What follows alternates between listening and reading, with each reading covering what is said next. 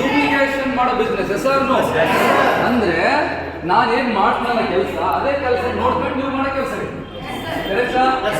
ಅಂದ್ರೆ duplicate business. Duplicate ಎಷ್ಟು percent ನಲ್ಲಿ ನೀವು ಮಾಡ್ತಾ ಇದೀರಿ ಅಂತ ಒಂದು ಡೆಮೋ ಇವಾಗ ಎಷ್ಟು ಅಂದಿಲ್ಲ ಇನ್ನೊಂದಿಲ್ಲ ಬೋಡಿ ಎಷ್ಟು ಪರ್ಸೆಂಟ್ ಅಂದ್ರೆ ಎಷ್ಟು ಮಟ್ಟಿಗೆ ನಾವು ಡೂಪ್ಲಿಕೇಶನ್ ಮಾಡ್ತೀವಿ ಅಂತ ನಾವು ಏನ್ ಮಾಡ್ಬೇಕು ಕಲಿಬೇಕಾಗಿದೆ. ಅಂದ್ರೆ ನೀವು ಎಷ್ಟು ಪರ್ಸೆಂಟ್ ಅಷ್ಟು ನೀವು ಮಾಡ್ತೀರಪ್ಪ ಅಂತ ನಿಮ್ಮಲ್ಲಿ ನೀವು ಗುರುತಿಡ್ಕೋಬೇಕಾಗಿದೆ. ಈಗ ಹತ್ರ 40-45 ಜನ ಇದ್ದೀವಿ ನಾವೆಲ್ಲ, 43-44 ಜನ ಇದ್ದೀವಿ.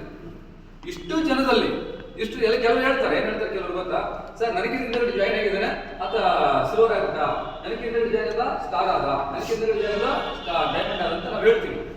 ಬಟ್ ಆತ ನಿನಗೆ ಏನ್ ವ್ಯತ್ಯಾಸ, ನೀನ್ ಯಾಕಾಗಲ್ಲ ಆತ ಯಾಕಾದ, ಸಮಸ್ಯೆ ಇರ್ತದೆ, ಐತಾ ಇಲ್ಲ ಸಮಸ್ಯೆ. ಆತ ಹೇಳಿದ್ದನ್ನ ಕರೆಕ್ಟ್ ಆಗಿ ಪಾಲನೆ ಮಾಡ್ದ, ಅಲ್ಲಿ ಏನ್ ಮಾಡ್ಬೇಕು, ಅಲ್ಲಿ ಏನ್ ಅಪ್ಲೈನ್ ಮಾಡ್ತಾ ಅಂತ ನೋಡ್ಕೊಂಡ್ ಡೂಪ್ಲಿಕೇಟ್ ಮಾಡ್ದ, ಅಂದಾಗ ಆತ ಏನಾದ್ರು ಜಲ್ದಿ ಅಚೀವ್ಮೆಂಟ್ ಮಾಡ್ಕೊಂಡ, ಜಲ್ದಿ ಟೀಮ್ ಕ್ರಿಯೇಟ್ ಮಾಡ್ಕೊಂಡ, ಜಲ್ದಿ ಎಲ್ಲದೂ ಮಾಡ್ಕೊಂಡ. ಇವಾಗ ಕೆಲವರು ಏನ್ ಮಾಡ್ತಾರೆ, ಟ್ರೈನಿಂಗ್ ಬರ್ತಾರೆ, ಕೇಳ್ತಾರೆ, ನೋಡ್ತಾರೆ, ಅದನ್ನ ಅಲ್ಲಿರ್ತಕ್ಕಂಥದ್ದನ್ನ ತಗೊಂಡ್ಬಂದು ಸೇಮ್ ಡೂಪ್ಲಿಕೇಶನ್ ಇಲ್ಲಿ ಮಾಡಲ್ಲ.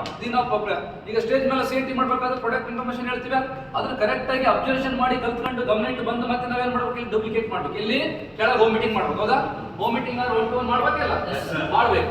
ಆ ಡೂಪ್ಲಿಕೇಟ್ ಯಾರು 100% ಮಾಡ್ತಾರೋ ಅವರು ಜಲ್ದಿ ಅಚೀವ್ಮೆಂಟ್ ಮಾಡ್ತಾರೆ. ಯಾರು ಆ ಡೂಪ್ಲಿಕೇಶನ್ ಮಾಡಲ್ಲೋ ಅವರು ಲೇಟ್ ಆಗಿ ಅಚೀವ್ಮೆಂಟ್ ಮಾಡ್ತಾರೆ.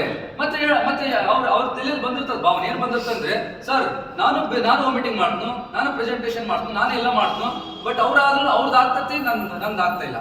ಸರ್ ಅವ್ರದ್ದು ಟೀಮ್ ಬರ್ತತೆ, ನನ್ನ ಟೀಮ್ ಬರ್ತಾ ಇಲ್ಲ. ಈ ತರ ನಿಮಗೆ ಕನ್ಫ್ಯೂಷನ್ಸ್, ಹೌದಾ? ನೀವು ಮಾಡ್ತಿರ್ತೀರಾ, ನಿಮ್ ಮಿಸ್ಟೇಕ್ಗಳು ನಿಮಗೆ ಗೊತ್ತಾಗಲ್ಲ, ಏನಾಗಲ್ಲ, ನಿಮ್ಮ ಮಿಸ್ಟೇಕ್ಗಳು ನಿಮಗೆ ಗೊತ್ತಾಗಲ್ಲ, ಹೌದಾ?